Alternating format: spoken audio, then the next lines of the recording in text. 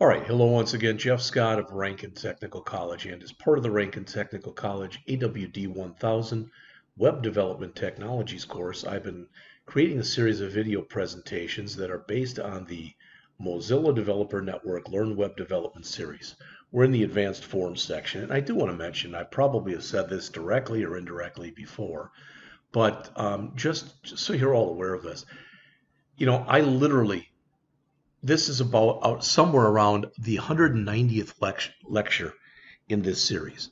My guess is the probably the average size for a lecture is, let's just say, 15 minutes. All right, if you take 190 and divide it by 4, it's 47 and a half. So that means there's about 47 and a half hours of content already. And I still have quite a bit to look at in here.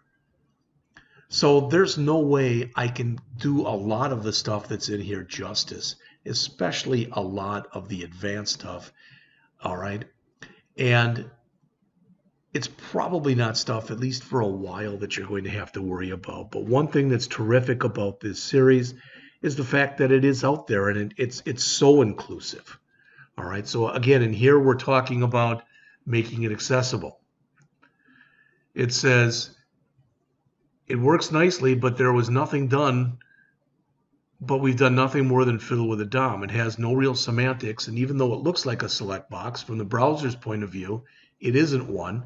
So right now, it's probably not going to work right with assistive technologies. So fortunately, there's a solution here, and it's called ARIA, which, as you can see, stands for Accessible Rich Internet Applications. It's a W3 spec that basically says it's a set of attributes that extend HTML so we can better describe role states and properties as though the element we've devised was a native element.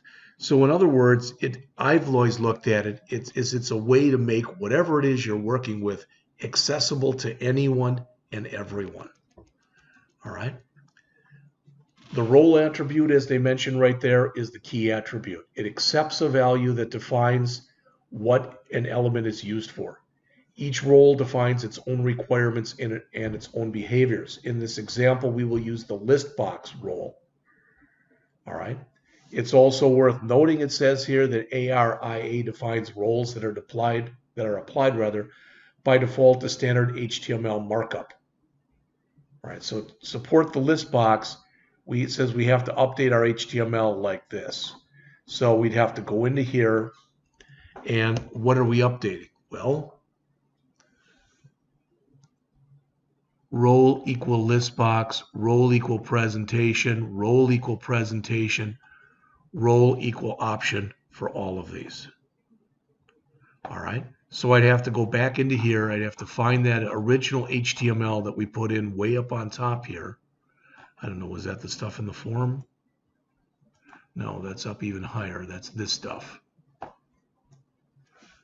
We'd have to replace it with the stuff that they show right there. All right, so again, this has got the role here, here, and in each one of these as well.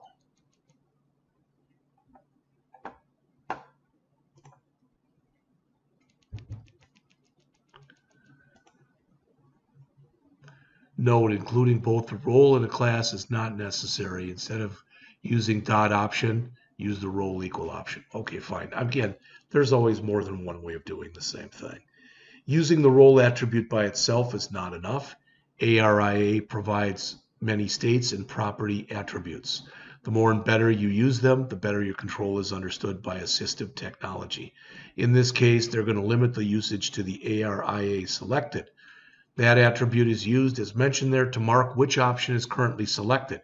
It lets the assistive technologies inform the user what the selection is. We use it dynamically with JavaScript to mark the selected options. To that end, we need to revise the update value function.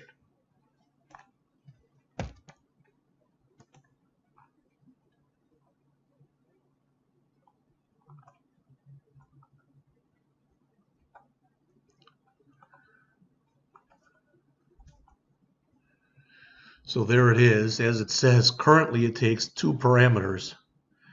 All right, let's highlight all of it. and change this. It still takes 2 parameters. All right. It says it might have seemed simpler to let the screen reader focus on the off-screen select and ignore our stylized one, but this is not an accessible solution. Screen readers are not limited to blind people. People with low vision and even people with perfect vision use them as well.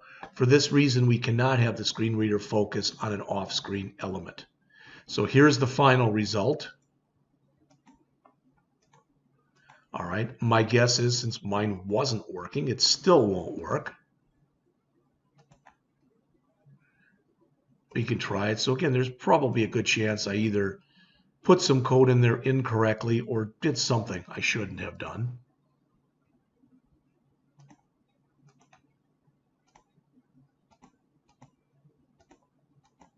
No. So not sure exactly what I did. As this thing is showing twice, I'm sure I've got some duplicative code in here someplace. All right. Or I could. So the final source code is shown right here. So if we grab that, put that in for our form, put that in for our CSS, put that in for our JavaScript, etc. All right, we should be all right then. Okay. If you want to move forward, the code in this example needs some improvement before it becomes generic and reusable. 2 hints. All right. Well, in other words, we've talked about this before. They weren't trying to be all things to all people with this. In other words, all right, I've said this to students before in the past. Every time you run anything that you create, so let's say you create an Android application. Every time you run it, you're testing it.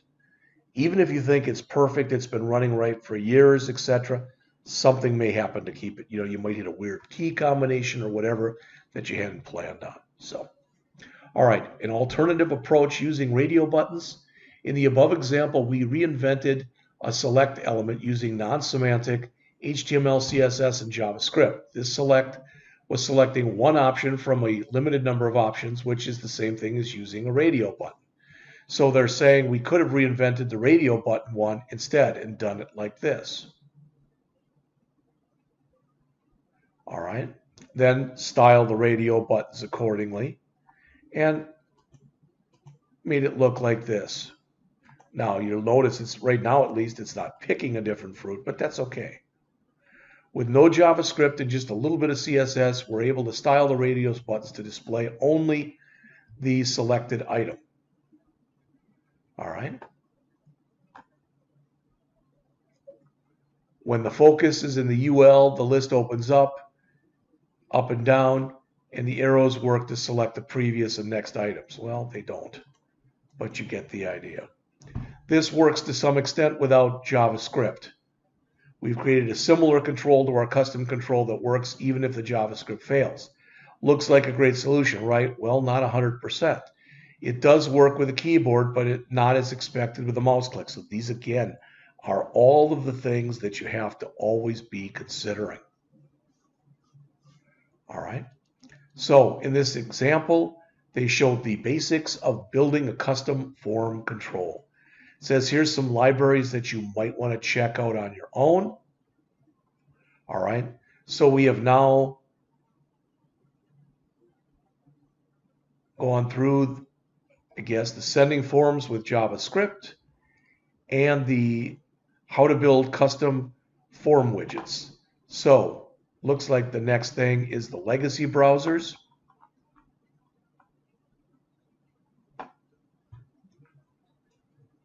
Which is not shown in here, but it's shown up here, which is interesting. All right. So we'll come back and take a look at that in just a couple minutes.